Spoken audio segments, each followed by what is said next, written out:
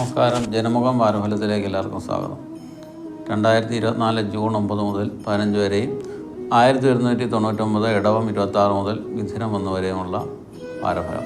അശ്വതി, ഭരണി, കാർത്തികയുടെ 1-ാം പാദം ചേർന്നിട്ടുള്ള മേടക്കൂർ. വരുമാനം വർദ്ധിക്കും, ആരോഗ്യം വീണ്ടെടുക്കും, ധാരാളം യാത്രകൾ വേണ്ടിവരും, ശാരീരികമായിട്ടുള്ള അസ്വസ്ഥതകളുണ്ടാകാം, നേത്രരോഗം ഉണ്ടാകുവാനായിട്ടുള്ള സാധ്യതയുണ്ട്, അധിക ചിലവുകളുണ്ടാകാം, പരസ്പരം ചേർച്ചയില്ലായ്മ കൊണ്ടുള്ള ബുദ്ധിമുട്ടുകൾ അനുഭവിക്കേണ്ടി വരും.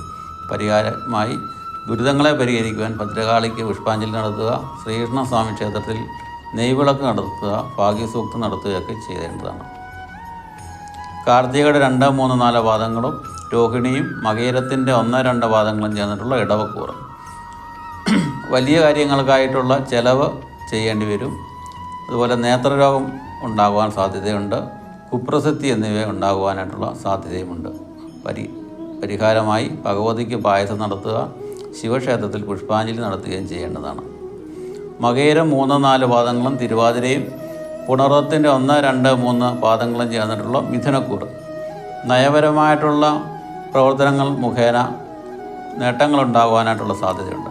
സർവസമ്മതനും സന്തുഷ്ടനും സൗഭാഗ്യവാനും മറ്റുള്ളവരോടുള്ള നേട്ടങ്ങൾ കൈവരിക്കുന്നതിനുള്ള സാധ്യതയുണ്ട്. സംഗീതവുമായി ബന്ധപ്പെട്ട പ്രവർത്തിക്കുന്നവർക്ക് വലിയ നേട്ടങ്ങൾ ഉണ്ടാകുന്നതായും കാണുന്നു. പരിഹാരമായി മഹാവിഷ്ണുവിന് പാൽപ്പായസം നടത്തുക, ശിവക്ഷേത്രത്തിൽ കൂവളമാല നടത്തുക, പുറവിളക്ക് നടത്തുകയൊക്കെ ചെയ്താൽ ദുരിതങ്ങളെ പരിഹരിക്കുവാനായിട്ട് സാധിക്കും. പുണർത്തിൻ്റെ 4-ാം പാദം പൂയവും ആയില്യവും ചേർന്നിട്ടുള്ള കർക്കിടകക്കൂർ. ശത്രുഭയം ഉണ്ടാകുക സാധ്യതയുണ്ട്, എല്ലാ വിധത്തിലുള്ള ക്ലേശങ്ങൾക്കുള്ള സാധ്യതയുമുണ്ട്. അതുപോലെ തന്നെ രോഗങ്ങൾ ഉണ്ടാകുവാനുള്ള സാധ്യതയും കാണുന്നു. ബന്ധുമിത്രാദികളുമായി അഭിപ്രായ വ്യത്യാസം ഉണ്ടാകുവാൻ ഉള്ള സാഹചര്യം ഉണ്ടാകും. പരിഹാരമായി ശാസ്താവിന് നീരാഞ്ജനം നടത്തുക, സർപ്പക്ഷേത്രത്തിൽ മഞ്ഞൾപ്പൊടി സമർപ്പിക്കുക, 100 പാലും നടത്തുകയൊക്കെ ചെയ്താൽ ഉണ്ടാകുന്ന ദുരിതങ്ങളെ ഒരു പരിധിവരെ പരിഹരിക്കുവാനായിട്ട് സാധിക്കും. മകവും പൂരവും ഉത്തരത്തിൻ്റെ 1-ാം പാദവും ചേർന്നിട്ടുള്ള ചിങ്ങക്കൂർ. സന്താന ലാഭം ഉണ്ടാകും, ഐശ്വര്യം ഉണ്ടാകും, രോഗശാന്തി ഉണ്ടാകുവാനായിട്ടുള്ള സാധ്യതയുണ്ട്. അതുപോലെ സംസാര ശൈലി കൊണ്ട് പലതരത്തിലുള്ള ധനലാഭം ഉണ്ടാകും, എല്ലാ തരത്തിലുള്ള കാര്യവിജയം ഉണ്ടാകും, ആഹാര സുഖം ഉണ്ടാകും. സുഗന്ധദ്രവ്യവുമായി ബന്ധപ്പെട്ട ബിസിനസ്സിൽ പ്രവർത്തിക്കുന്നവർക്ക് വലിയ നേട്ടമുണ്ടാകുവാനായിട്ടുള്ള സാധ്യതയുമുണ്ട്. ദുരിതങ്ങളെ പരിഹരിക്കുവാൻ പ്രാദേശികമായിട്ടുള്ള ക്ഷേത്രത്തിൽ ഗണപതി ഹോമം പോലുള്ള വഴിപാടുകൾ നടത്തുകയും ശാസ്താവിന് എള്ളുപായസം നടത്തുകയും ചെയ്യേണ്ടതാണ്. ഉത്തരത്തിൻ്റെ 2, 3, 4 പാദങ്ങളും അത്തവും ചിത്രയുടെ 1, 2 പാദങ്ങളും ചേർന്നിട്ടുള്ള കന്നിക്കൂർ. യാത്രകൾ വേണ്ടിവരും, ശാരീരികമായിട്ടുള്ള അസ്വസ്ഥതകൾ ഉണ്ടാകുവാനായിട്ടുള്ള സാധ്യതയുണ്ട്, അപ്രതീക്ഷിതമായിട്ടുള്ള നേട്ടങ്ങളുണ്ടാകാം, ശ്രേഷ്ഠമായിട്ടുള്ള സൗഖ്യം കാണുന്നു. പരിഹാരമായി ചാമുണ്ഡി ദേവിക്ക് പുഷ്പാഞ്ജലി നടത്തുക, ശിവക്ഷേത്രത്തിൽ ജലധാരയും പുറവിളക്കും നടത്തുകയും ചെയ്യേണ്ടതാണ്. ചിത്രയുടെ 3, 4 പാദങ്ങളും ചോതിയും വിശാഖത്തിൻ്റെ 1, 2, 3 പാദങ്ങളും ചേർന്നിട്ടത് തുലാം രാശി. ധാർമ്മികമായിട്ടുള്ള കാര്യങ്ങൾക്ക് ഉള്ള സാധ്യതയുണ്ട്, എല്ലാ തരത്തിലുള്ള സൗഖ്യം അനുഭവിക്കാനായിട്ടുള്ള യോഗവും കാണുന്നു.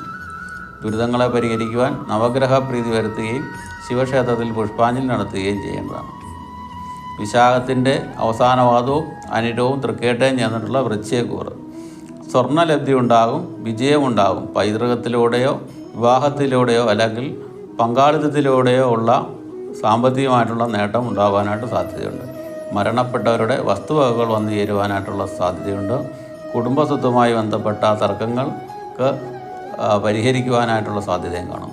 ശാസ്താക്ഷേത്രത്തിൽ നെയ്വിളക്ക് നടത്തുകയും ഭഗവതി ക്ഷേത്രത്തിൽ അർച്ചന നടത്തി മാല സമർപ്പിക്കുകയും ചെയ്താൽ ഉണ്ടാകുന്ന ദുരിതങ്ങളെ പരിഹരിക്കുവാനായിട്ട് സാധിക്കും. മൂലവും പൂരാടവും ഉത്രാടത്തിൻ്റെ 1-ാം പാദം ചേർന്നിട്ടുള്ള ധനുക്കൂർ. സന്താനങ്ങളിൽ നിന്ന് ദുഃഖമുണ്ടാകും, മിത്രങ്ങളുമായും ബന്ധുക്കളുമായിട്ടുള്ള കലഹം ഉണ്ടാകുവാനായിട്ടുള്ള സാധ്യതയുമുണ്ട്. ദുരിതങ്ങളെ പരിഹരിക്കുവാൻ സർപ്പപ്രീതി വരുത്തുകയും ഭദ്രകാളി ക്ഷേത്രത്തിൽ ദർശനം നടത്തുകയും ചെയ്യേണ്ടതാണ്. ഉത്രാടത്തിൻ്റെ 2, 3, 4 പാദങ്ങളും തിരുവോണവും ഔട്ടത്തിൻ്റെ 1, 2 പാദങ്ങളും ചേർന്നിട്ടുള്ള മകരക്കൂർ. രോഗപ്രതിരോധ ശേഷി വീണ്ടെടുക്കുവാനായിട്ടുള്ള സാധ്യതയുണ്ട്. അതുപോലെ തന്നെ ഊർജ്ജസ്വലമായിട്ടുള്ള എല്ലാ തരത്തിലുള്ള പ്രവർത്തനങ്ങളും നടത്തുവാൻ ഉള്ള യോഗം വന്നുചേരും. മതപരമായിട്ടുള്ള വിഷയത്തിൽ ആഴത്തിലുള്ള പഠനത്തിന് ചേരുവാനായിട്ടുള്ള സാധ്യതയുണ്ട്. ഭക്ഷണവുമായി ബന്ധപ്പെട്ട ശ്രദ്ധക്കുറവ് കൊണ്ട് ആരോഗ്യ പ്രശ്നങ്ങൾ ഉണ്ടാകുവാനായിട്ട് സാധ്യതയുണ്ട്. ദുരിതങ്ങളെ പരിഹരിക്കുവാൻ ദുർഗാക്ഷേത്രത്തിൽ പുഷ്പാഞ്ജലി നടത്തുക. അതുപോലെ തന്നെ ഗണപതി ക്ഷേത്രത്തിൽ യഥാശക്തി വഴിപാടുകൾ നടത്തുകയും ചെയ്യേണ്ടതാണ്. അവിട്ടത്തിൻ്റെ 3-4 പാദങ്ങളും ചതയവും പൂരുട്ടാതിയുടെ 1-2-3 പാദങ്ങളും ചെന്നിട്ടുള്ള കുംഭൻ രാശി. ഭാര്യയോടും പുത്രന്മാരോടും കലഹത്തിനുള്ള സാധ്യതയുണ്ട്. ഗുരുജനങ്ങളിൽ നിന്ന് സന്തോഷം അനുഭവിക്കേണ്ടതായിട്ട് വരും. അനുകൂലമായിട്ടുള്ള സാഹചര്യങ്ങൾ ഉണ്ടാകും. അതുപോലെ കച്ചവടവുമായി ബന്ധപ്പെട്ട് സാമ്പത്തികപരമായിട്ടുള്ള നേട്ടം ഉണ്ടാകുവാനായിട്ടുള്ള സാധ്യതയുണ്ട്. ഗണപതി പ്രീതി വരുത്തുകയും സർപ്പക്ഷേത്രത്തിൽ 100 പാലും നടത്തുകയും ചെയ്താൽ ഉണ്ടാകുന്ന ദുരിതങ്ങളെ പരിഹരിക്കുവാനായിട്ട് സാധിക്കും. പൂരട്ടാതിയുടെ 4-ാം പാദവും ഉത്രട്ടാതിയും രേവതിയും ചെന്നിട്ടുള്ള മീനക്കൂറ്. ഗാർഹികമായിട്ടുള്ള അസ്വസ്ഥതകൾ ഉണ്ടാകുവാനായിട്ടുള്ള സാധ്യതയുണ്ട്. ജോലിയിൽ നല്ല പ്രകടനം കാഴ്ചവെക്കുവാനായിട്ട് സാധിക്കും. പുതിയ തൊഴിൽ തേടുന്നവർക്ക് അതിന് അനുകൂലമായിട്ടുള്ള സാഹചര്യം ആണ്. മഹാവിഷ്ണു ക്ഷേത്രത്തിൽ ഭാഗ്യസൂക്തം നടത്തുകയും ഭഗവതി ക്ഷേത്രത്തിൽ പായസം പോലുള്ള വഴിപാടുകൾ നടത്തുകയും ചെയ്താൽ ഉണ്ടാകുന്ന കാലദോഷങ്ങളെ പരിഹരിക്കുവാനായിട്ട് സാധിക്കും. ഓരോ മതവിശ്വാസികളും അവരുടെ വിശ്വാസമനുസരിച്ചുള്ള പ്രാർത്ഥനകളും വഴി ഉണ്ടാകുന്ന ദുരിതങ്ങളെ പരിഹരിക്കാൻ സാധിക്കും. നന്ദി, നമസ്കാരം.